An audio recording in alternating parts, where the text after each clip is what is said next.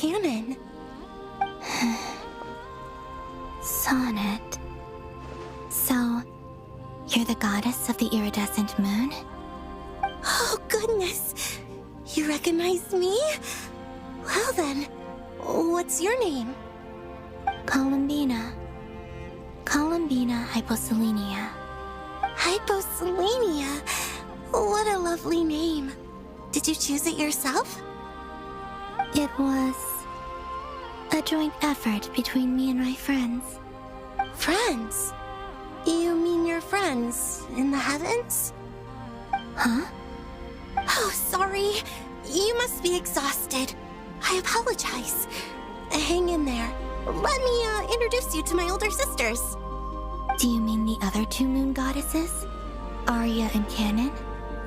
Wow, you sure know a lot. Hey, does that mean that our story goes on into the future? Oh, I guess that wasn't the best question to ask. It's alright. We were prepared for that possibility. You could say we were too prepared. I can't even remember how long my sisters and I have been here by this point. When did you get here?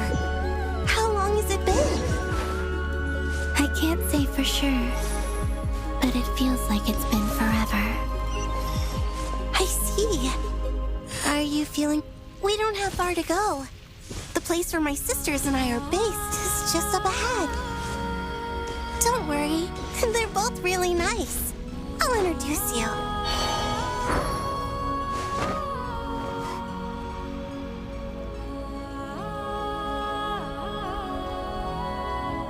Sisters!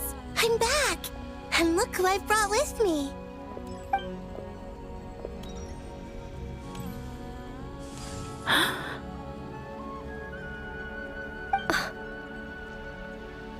It's our lovely little sister, born in the far future. The pleasure is all mine. Allow me to introduce you to Columbina Hyposelenia. This is Arya, the goddess of the eternal moon. And this is Canon, goddess of the frost moon. Canon, don't you think Hyposelenia's power is similar to yours? Hello, Columbina. I apologize for our startled reaction just now. And please, forgive our little sister if she's been annoying you. She tends to talk a lot. It's fine. You seem shy. Don't worry, Columbina Hyposelenia. No one can hurt you here. Could you tell me where here is? Please. I must know. My dear sister, this is where Tevat's original ruler, the Dragon King Nibelung, imprisoned the moon goddesses. What? You're scaring her, Canon. No, I'm fine. Please, continue. Nibelung, our original master, created us in the distant past to maintain Tevat. But he left this world and traveled into the dark universe beyond, to explore worlds vaster still. Day and night, we fulfilled our duty in the heavens, until the day that the first descender arrived. The great ruler of the firmament. The heavenly principles. Is that what later generations call them? I see. But we did not reject them at first, nor did they seem to harbor ill intent towards this world. We coexisted in peace. They were like a guest in our home. Slowly, however, we came to realize that our guest had a growing desire to change and dominate the world. And you didn't stop it? No. There was an order to the rules they set up that Nibelung never taught us. We wanted to know if this order would bode good or ill for Tevat. All right. Canon and I wanted to know. Sonnet was against it from the outset. Later, we discovered that this great ruler of the firmament bore an almost paranoid hostility toward the desire of certain life forms to seek power. Or perhaps they feared them. They would even cast down celestial nails as manifestations of their power, to punish the civilizations of the world below. Only this was far beyond mere punishment.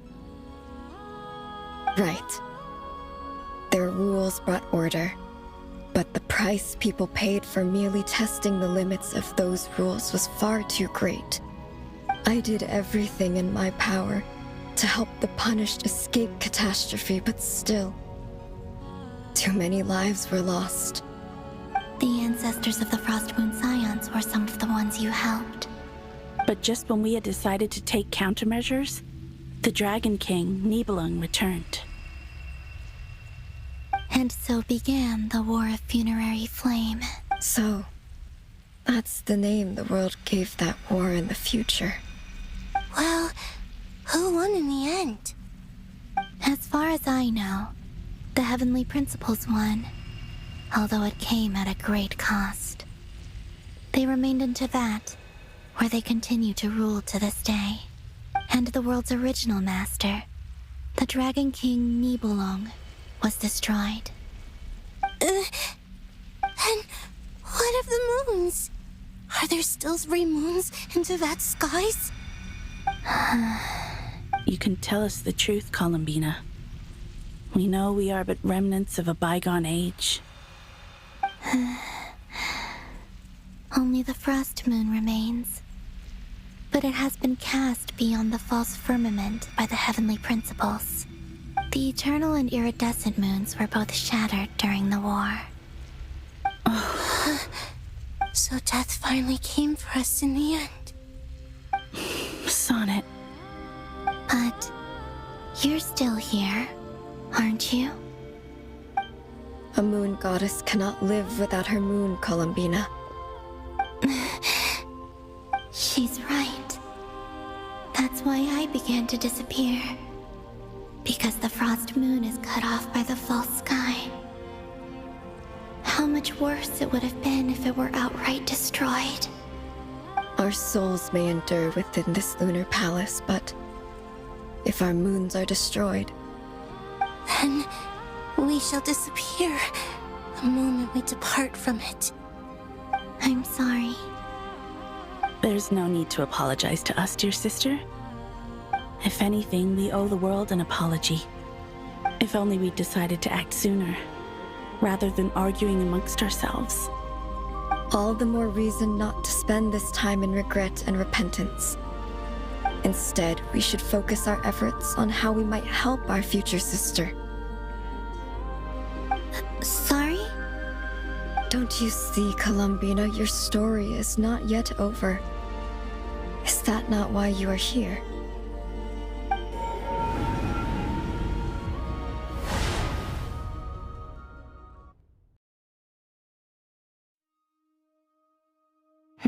It's done. Initiate numerological array. Continue running primary process. Calculate the world's fate through extrapolation. And identify nodes of potential change. Secondary process, scan for moons. Still 4. The number of moon marrows hasn't changed. Wait, let me think. Is it possible that there's something I've been misunderstanding about the moons all along? Variables. I know where potential variables within the world come from. So what about the moons? Are there any variables there? Like their life or death, for instance. What if being alive or dead makes no difference to a moon? But that's so strange. Even immortal gods can die. Why would the moons alone be... Wait! Wait! I've got it! I've got it! If alive or dead is considered a variable, we might have had this wrong the whole time. No one ever said that a moon marrow equals a living moon. We just made that assumption ourselves. Initiate secondary process. Scan again. This time filtering out interfering perimeter, moon marrow. I don't care if they're natural or artificial. Get them out of my search results! Why? It says 3 moons still exist in Teyvat, even after excluding the moon marrows. But redo the scan. Narrow the results to living moons and real moons. No, scrap that. Narrow it down to moons that have lunar authority and remain alive. Why? Why is it still 3? What is this, Columbina?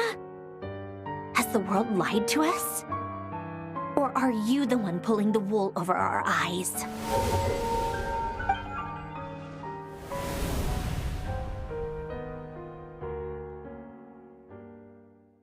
So, you think that the moon's reflection might be where Nibelung imprisoned the 3 moon sisters? Yes, it would explain a lot, such as why that space would respond to a moon goddess's power, opening the moon gate at her command. It would also explain why Miss Columbina has been unable to leave, and why time flows in reverse there. In the messages she sent, Columbina promised us she'd find a way to return, but we have no way of knowing how, when, or where this might happen. The fact that she still has yet to reappear in this world indicates that returning from that place is no easy feat. We cannot afford to simply wait for her. So you're saying, if she could return by her own power alone, she would have done so long ago? Yes, she certainly wouldn't leave it to this late stage when it's so touch and go.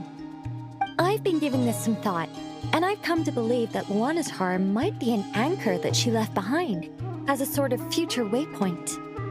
This could also explain why Luana's heart is always by the traveler's side. Sounds like a plausible theory. If that's the case, there must be some criteria we need to fulfill to allow Columbina to return to the present. The question is, what could they be?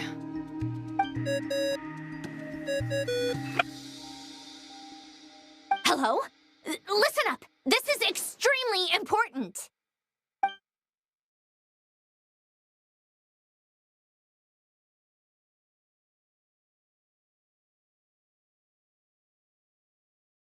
Not only is Columbina alive, but she may well exist in a form unimaginable to us. I'm still unclear on the details, but she's done something truly inconceivable in the past. And the clue to what she's done lies in the moon and Teyvat sky. Truly amazing. Oh, I'm so delighted for her. I'm sure we all feel the same. And I'm sure Columbina is ready to get back here and fight by our side. I'll keep my calculations going and try to find some way of coordinating with her. But that's not an excuse for everyone else to slack off, okay? All of you had better keep trying to think of solutions. How can the dead moon still live? And Luanatar...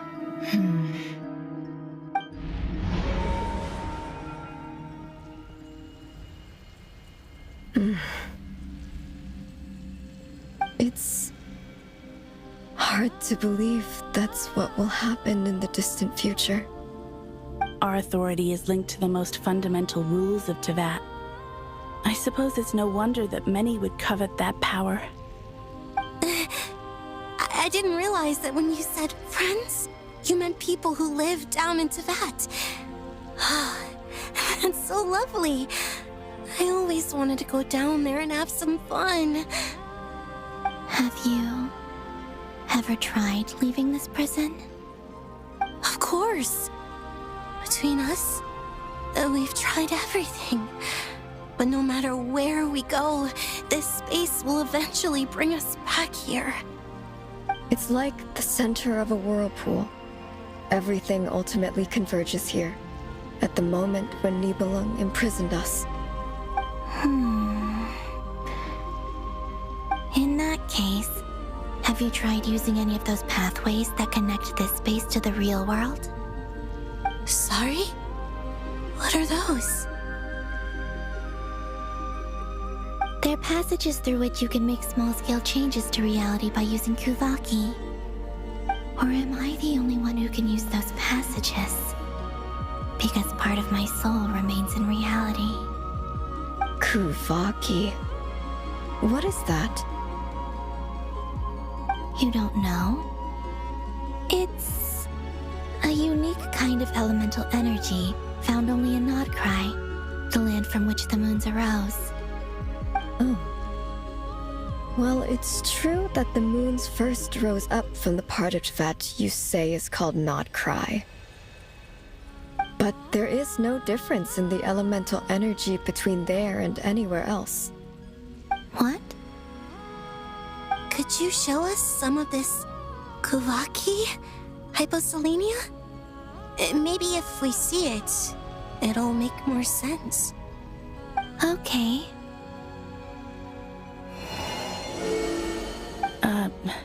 Isn't that just your power? What? But it's everywhere in Nodcry. In the air, in the land. Even the creatures who live there have adapted to its influence. How curious. This Kuvaki certainly did not exist anywhere in the world before we were imprisoned. Let alone influence living creatures. So, how exactly does it affect them anyway? Can they float in the air like us? This is so strange. Why would their reality differ so much from mine? Columbina, you're looking for more than just a way out of here, aren't you? Yes. If I am to help my friends, I will need tri-lunar authority on par with that of our foe. You mean... you'll need our power? This sounds extremely risky. The Three Moons' powers are not mutually compatible. Concentrating them into one goddess would be a very painful process. And if anything goes wrong, it could tear you to pieces. I know. But I'm willing to take that risk. Even so, let's say we successfully transfer our authority to you. How will you take it outside this prison? Nibelung constructed this realm specifically to prevent us from using our powers to interfere in his war. No moon goddess can leave this place alive. What if I don't leave alive?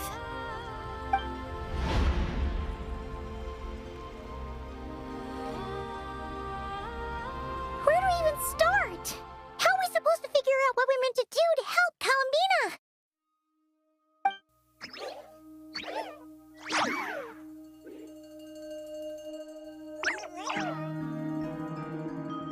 Columbina? What do you need from us? If she really got to the beginning of time in there, how do you think she'd leave us a message?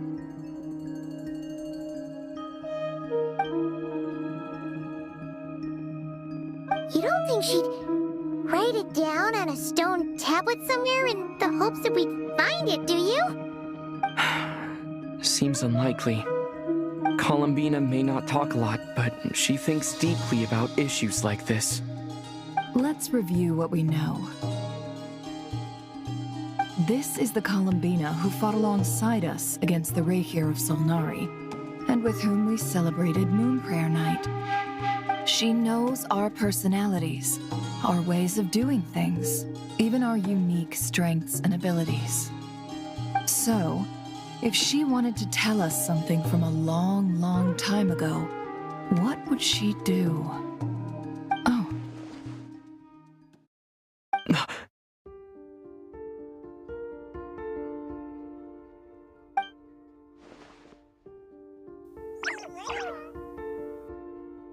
Traveler, you once said that those golden ripples also appeared when Luanatar was born. What if Columbina left Luanatar here, not just as an anchor to the real world, but for some other purpose? If she is part of Columbina, and Columbina knows that I can see past events through her... Oh yeah! Like when you peeked into Rarer's past through his heart! Never, wait! if you're right about this, and you can really see past events through Luanlatar, your eyes, they'll... Oh, I know. Looking at Rerir's past in Conria was already enough of a strain on my eyes. Looking this far back into the past, it'll surely blind me. But it's our only chance. This is the only way. Boss. We spoke about this once, a long time ago. Do you remember what I said, Yehoda? The day I lose my sight, the Curatorium of Secrets will be yours to run. But... What's wrong? I'd be overjoyed if I were you. This day's come a lot earlier than either of us expected. I need to know you'll honor our agreement, Yehoda. Promise me. Yes, Boss Neff. I promise. Are you sure you don't want some time to think this through? What is there to think through? I should have gone blind after our battle with Rerir. Frankly, it's almost criminal that I got away with it for this long. Then at least let me take some precautions on your behalf. And if you really do lose your sight, I'll visit your office every day and make sure you're well looked after. Oh, please, anything but that. I was actually ready to go through with this. Are you trying to scare me into backing out? As if I could ever scare you. I'll assume you're just joking to calm your nerves. All right, enough chit-chat. Let's do this.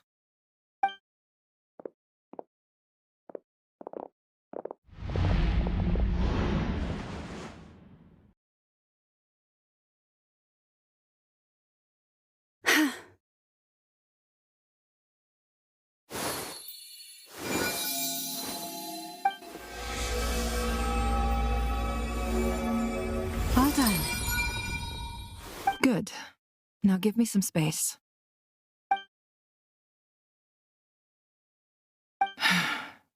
Come on then, little one. Show me what happened in the past.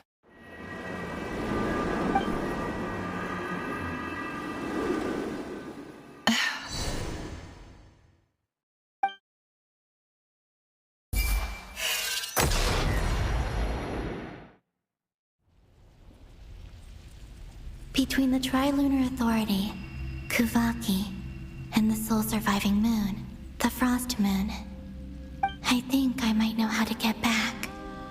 But I will need my sister's help. Time to go talk it over with them.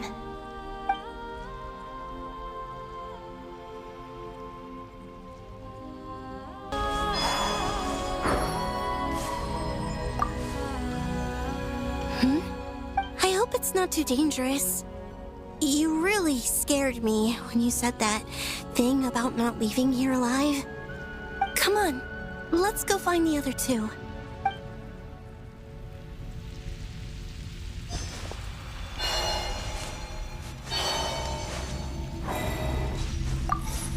It seems you have reached a decision.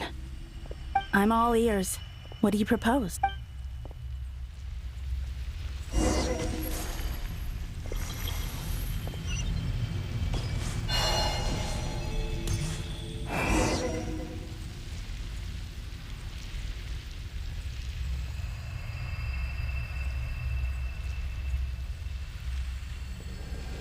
Have you figured it out, Columbina? Tell us, how do you plan to leave this place? I intend to die here, in this moment, and then be reborn. What? What are you saying? How can the dead be reborn? And how will you inform these future friends of your plans? You can't exactly leave oracles. Nothing can escape this place. Not a single ray of moonlight. And even if you found a way, what if they never find the message you left for them? You'll... No, that won't happen. Come again?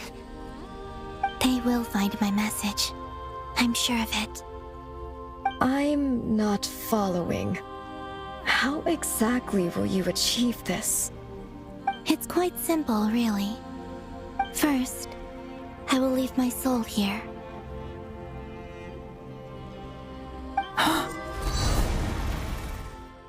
I see it. Your soul? You mean you're a divinity? Yes. I once left a portion of my soul in the future. One so small that this prison barely noticed anything. In this very moment, she can resonate with my soul across time. When the time comes, I believe that she can serve as an anchor to pull my soul from here back to the future reality. Just as gravity connects the world to the moon. Exactly. In the future, where I came from, the moon has been cast beyond the false sky, but I can still feel that it is there. In a similar way, I can feel a connection to the soul fragment I left behind even now. My friends can use it to detect my presence. But how do you just leave your soul here? Is that even possible? On my way here, I met an ordinary mortal who entered this place long before I did. Her body is long gone, but her soul remains. And before that, I encountered an old enemy whose entire soul survives here intact, while the power that once corrupted his body has faded away. So, perhaps this space is specifically designed to imprison divinity and authority, but not the physical body. Still, even if your body can escape, would it not just be a lifeless husk without the soul inside? Wait, is that what you meant when you said you wouldn't leave alive? Yes, I shall turn my body into moonlight and pour it over Nodcry. That power shall protect the land and quietly blend into it, awaiting my soul's return in the future. However, I cannot do this on my strength alone. I would need your help to do this, so I'm humbly asking for your assistance. Oh, dear sister, you need not be so formal. As I said before, we are but remnants of a bygone age. You, on the other hand, were born alone in that distant future, and you have walked a long and lonesome road since then. How could I bear to let your story end here in this dungeon? Don't forget, we are your sisters, your family.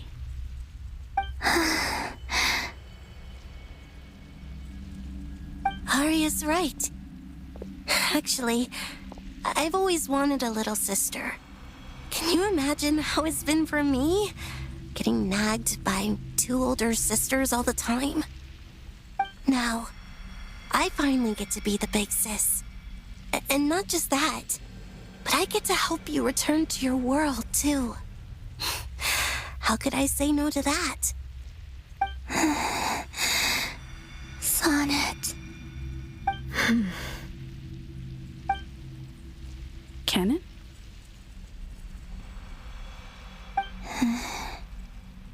I'm sorry. I know this is a bold request. The frost... Oh, no, please, don't misunderstand me, Columbina. I was just thinking back on the years that the three of us once spent together. You cannot imagine how happy I am to hear of the future world you describe. The Frost Moon Scions, your lovely, kindly friends. For the three of us, whose purpose in life was to maintain the peace in Teyvat, it is a great relief to know that the people of this world live in such an abundant future. If your plan can save them and save Nodcry, I will gladly give you all that I can. Besides, the three of us have been together since the day we were born. I could never abandon them to live on alone without them.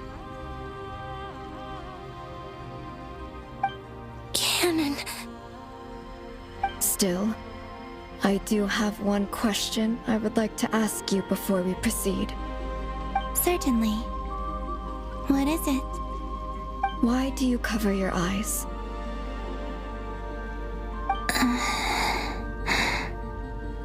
Yeah, I was curious about that too. But it seemed personal, so I didn't want to intrude.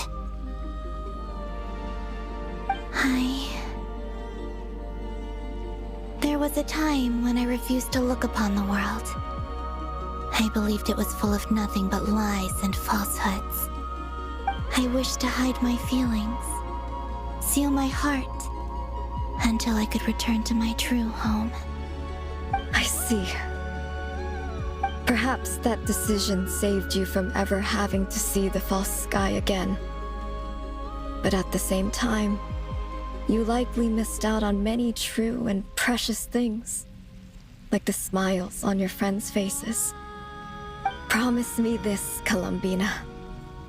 When you return to the future, open your eyes, take a look at the world around you, and see your friends. I'm sure that you know this already, given that you long to return. But that is your true home.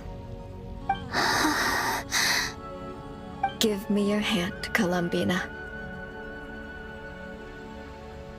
Aria, Sonnet, you too.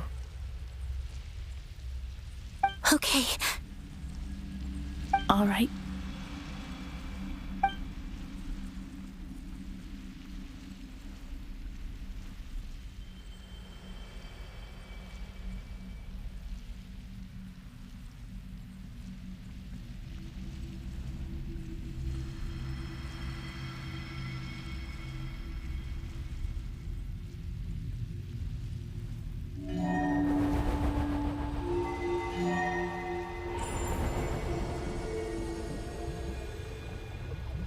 We once were the song sung for eternity, but now it is you who must continue to sing. We once were the tides in the great river of time, but now we subside, and you arise. We were the messengers of madness and inspiration. But now, the lies have faded, and your truth must endure. We are souls awaiting the sun. You must return to be with those who smile when they see your face.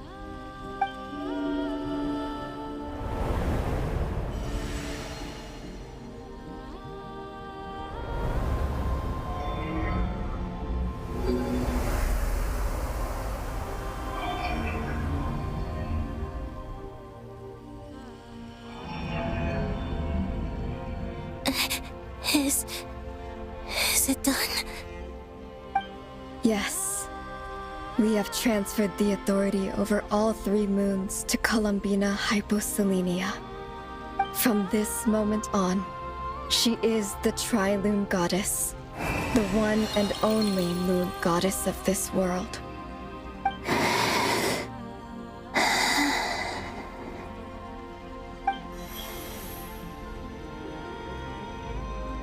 Thank you. Thank you, my sisters. Now go, and do what you believe is right, Columbina Hyposelenia. Be aware that we cannot grant you the power of the 3 moons beyond these prison walls. The conflict that arose over their remains following our disappearance will still take place. I understand. Sisters, oh, my body. It feels... Now that we have given up our power and authority, our bodies are merely mortal shells. This prison is dissolving them as we speak. It's okay, Sonnet. The end must come for every god, just as it does for every human. That's all this is. The final destination of our lives. Canon and I will be by your side the whole way. We have one final request, Columbina. Could you use the 3 moons' power to send us back into the real world. Now that we have lost our powers, I doubt this space will seek to hold us further. It's just... we would like to spend our final moments together in the only place we ever called home.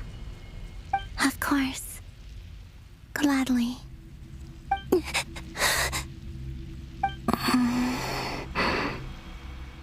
Sonnet. Yes?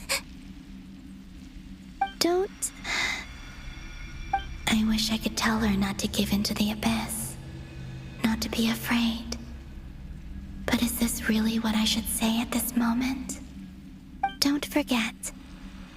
I'm so glad to have a big sister like you.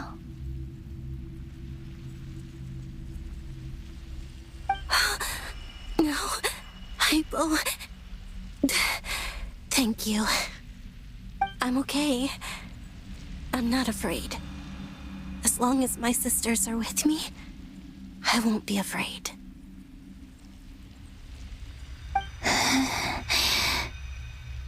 It looks like this is goodbye, sisters. Goodbye, Columbina. Take care of this world in our stead. I will.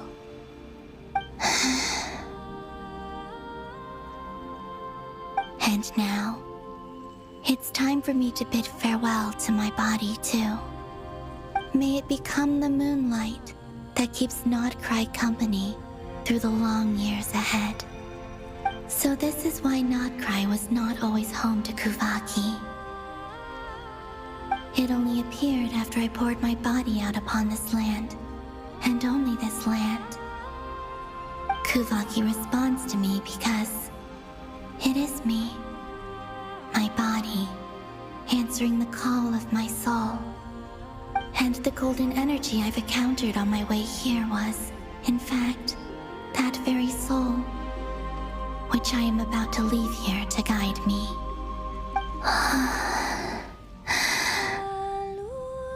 O power Trilune, eternal moonlight. I, Columbina Hyposelenia, lay aside my body. Let it be cast into the dark night to illuminate the future. May it be a companion to all who dwell beneath the moon.